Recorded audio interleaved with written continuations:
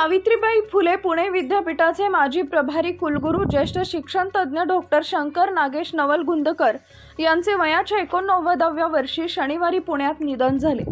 Doctor नवलगुंदकर मूळचे संगमनेर येथील, त्यांचे वडील संस्कृतचे शिक्षक होते। डॉक्टर शना नवलगुंदकर यांचं शालेय शिक्षण संगमनेरच्या पेंटिट हायस्कूलमध्ये, महाविद्यालयीन शिक्षक नाशिकच्या HPT महाविद्यालयामध्ये झाले। स्वातंत्र्यवीर सावरकर यांचे विचार या विषयावर PhD ची पदवी त्यांनी मिळवली।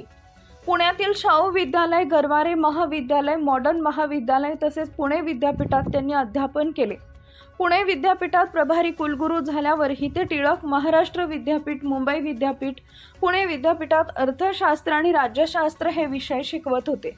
विद्यापीठ हित आणि विद्यार्थी हित केंद्रस्थानी ठेवून त्यांनी पुणे विद्यापीठात अधिकार मंडळ, अभ्यास मंडळे, अधिसभा, व्यवस्थापन परिषद यात 1975 ते निवृत्तीपर्यंत काम केले।